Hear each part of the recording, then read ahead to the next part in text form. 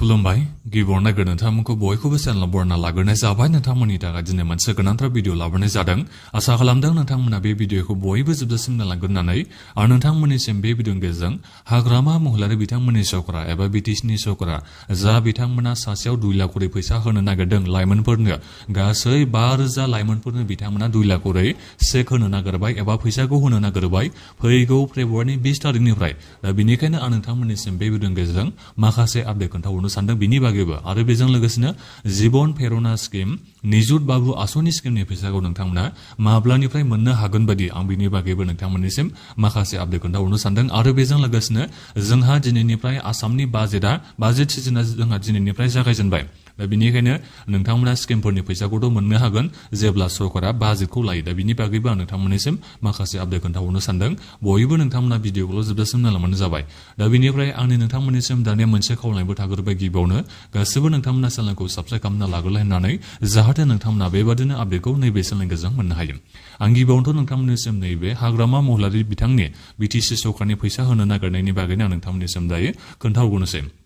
जेनेबा बिथांमोना दायो होनो नागिरबाय नैबे फेब्रुवारिनि 20 तारिखनिफ्राय फेब्रुवारिनि 27 तारिखनि बिथोराव बिथांमोना बिटिसिनि गासै 5,000 लाइमोनफोरनो, जायफोर इडुकेटेड ओरैनो बेकार जानानै दङ, साख्रि बाख्रि मोनाखै, फालांगि बायदिसिना मावनानै जानो थाखाय सासेयाव 2 लाख करि बिथांमोना फैसा होनो नागिरबाय 5,000 लाइमोनफोरनो। दा बेथ' नंगौ बाथ्राया जोबोद मोजांनिबो बाथ्रा। नाथायबा बेबो आरो बाथ्राया दायो जोंहा एप्लाइ खालामना जोब्बाय। जायफोर नोंथांमोना गोदान एप्लाइ खालामनो नागिरदोंमोन नोंथांमोना दायो एप्लाइ खालामनो हालिया होननानै आं बेखौ मिथिना मोननाय जादों।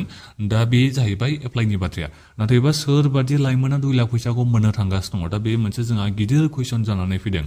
मानो होनोबा गोबां लाइमोनफ्रानो आंनावबो दायो सोंहरबाय थादों एबा सिगांनिफ्रायनो आंनिसिम सोंहरबाय थादोंमोन, जोङो नैबे बिटिसि सरकारनि 2 लाख फैसानि थाखाय जोङो बोरै एप्लाइ खालामनो हागोन, बिनि बागै नोंथाङा भिडिअ लाबो होननानै आंनिसिम नोंथांमोना गोबां लाइमोनफ्रानो कुइसन खालामनानै सोंहरबाय थादोंमोन।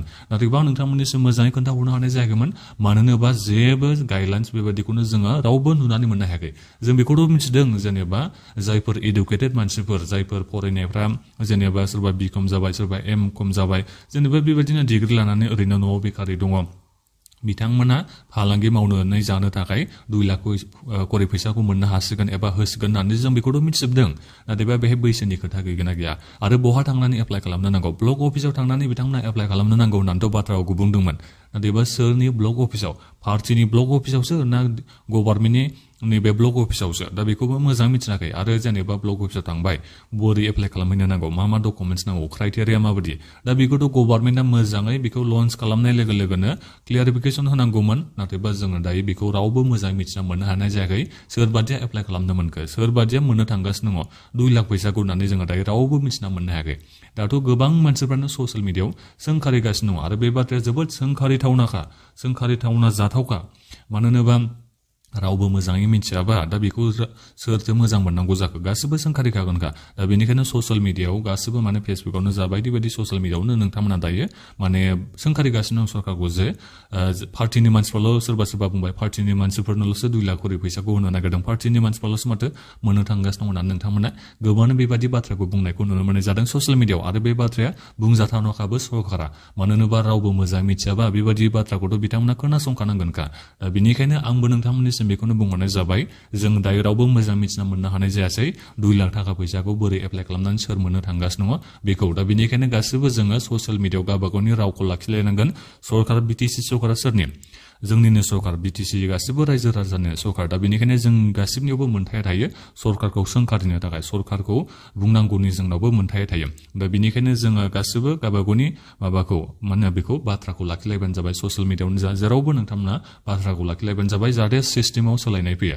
एबाराव जुदि गोदान एप्लाइथ' जागोन ना बेखौ मिथिना मोननाय जादों एप्रिलनि जोबथानिफ्राय गोदान एप्लाइ जागोन नैबे 2 लाख करि फैसा होनायनि, बेखौ जोङो मिथिना मोननो हानाय जादों। दा बेनिखायनो जेब्ला गोदान एप्लाइ जायो दा बेहाय जोङो मोजाङै गासिबो लाइमोनफ्रा मिथिनो हायो सोरबादि एप्लाइ खालामनो हागोन, बहा थांनानै मोजाङै एप्लाइ खालामनांगौ। दा बेफोरखौ मोजाङै मिथिनानै मोननो हाखायो। दा बिनि थाखाय गासिबो नोंथांमोना खोथाखौ लाखिलायबानो जाबाय ससियेल मिडियाआव।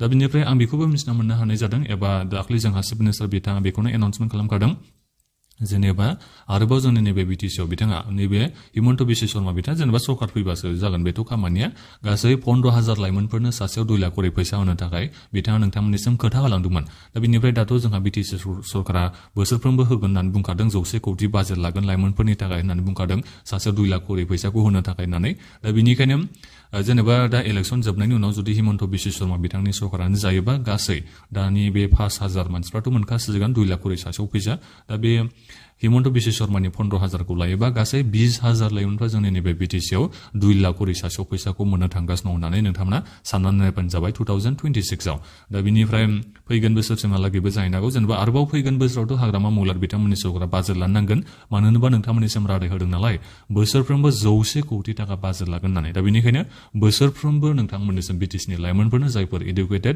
नोंथांमोननिसिम सासेयाव 2 लाख करि बिथांमोना फैसाखौ होबाय थानांगोन बोसोरफ्रोमबो जेनेबा जायफोर मोनखांनाय बिथांमोनाथ' मोननाय नङा जायफोर मोननांगौ मोनाखै बिथांमोना मोनगोन दा बेखौ नोंथांमोना मिथिबाय जानांगौ दा बे जाहैबाय नैबे बिटिसिनि 2 लाख करि फैसा होनायनि रादाबा दा बिनिफ्राय आं नोंथांमोननिसिम दानो नैबे जीवन प्रेरणा स्किम निजुत बाबुनि आपडेट हरनो सानदों नोंथांमोननिसिम बेनो आरो आपडेटआ मैया मिटिं जानानै थांदों नाथायबा प्रिपारेसननि थाखायसो खै तारिखआव फैसाखौ सोगोन बेनि जेबो डेट गैया जेबो बिथांमोना डेटखौ होआखै नाथायबा चिफ मिनिस्टार बिथाङा आपडेट लादों आरो जीवन प्रेरणा स्किम निजुत बाबु आसनि स्किमनि बागै डेटखौ बिथांमोना होदोंमोन चिफ मिनिस्टार बिथाङा गावनो होदोंमोन 10 तारिखआवनो आं सोना होगोन होननानै नैबे जीवन प्रेरणाखौ नाथायबा सोना होआसै जेबो आपडेट होआसै निजुत बाबु आसनियाबो जेबो आपडेट गैया दा बेनिखायनो नोंथांमोननिसिम आं दायो बेखौ बुंहरनाय जाबाय जोंहा आसामनि बाजेटआ फेब्रुवारिनि 19 तारिखसिम जागोन दा बेनिखायनो बे फेब्रुवारिनि 19 तारिखसिम जागोनाव दा नोंथांमोना बे फेब्रुवारिनि 19 तारिखनि सिगां मोनगोनखौ आसाखौ नोंथांमोना लानो नांला फेब्रुवारिनि 20 तारिखनिफ्रायसो नोंथांमोना मोनलांगोनखौ आसाखौ लाबानो जाबाय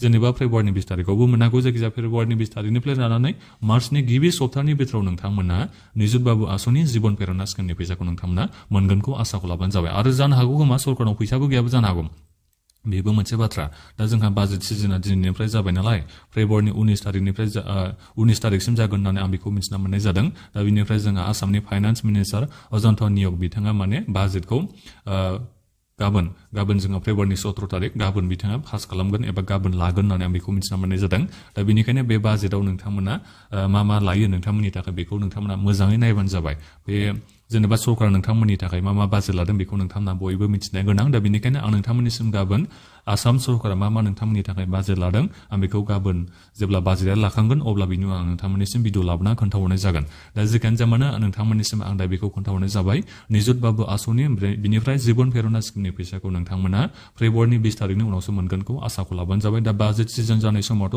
बेबादि फैसाया सोथावना नङा एबा सोनाय नङा दा बे भिडिअखौ नोंथांमोना दा बे भिडिअनि गेजेरजों नोंथांमोना बेखिनि आपडेटखौ मिथिना मोननो हाबाय दा नोंथांमोना माबाफोर सोंनांगौ दङबा भिडिअखौ बक्सआव नोंथांमोना कमेन्ट खालामदो आरो बे भिडिअखौ नोंथांमोना बयनोबो शेयार खालामना होबानो जाबाय आरो जायफोर नोंथांमोना बिटिसि सरकारनिफ्राय सासेयाव 2 लाख करि मोननो थांगासिनो दं जायफोर एप्लाइ खालामनो मोननाय जोबोद मोजां नोंथांमोना फैसाखौ मोननानै फालांगि मावनानै जायो ना मा जायो नोंथांमोननि गोसो जाबाय बियो नोंथांमोना बेखौ गुरायफिननो नाङा नोंथांमोननिसिम जेबो सुद लाया डाइरेक्ट नोंथाङा बे ग्रान्ट मोनखानाय फैसासो दा बेनिखायनो गोसो बादि नोंथाङा मा खामानियाव मावनो गोसो मा खामानियाव बाहायनो गोसो 2 लाख फैसाखौ नोंथांमोना बाहायबानो जाबाय दा बेखिनियानोमोन दा नोंथांमोना गासैबो चेनेलखौबो साबस्क्राइब खालामनानै लालायबानो जाबाय जोबनायाव आं नोंथांमोननिसिम आरोबाव बेखौनो बुंबावनाय थाबावबाय दा बेखिनियानोमोन गोजोन्थों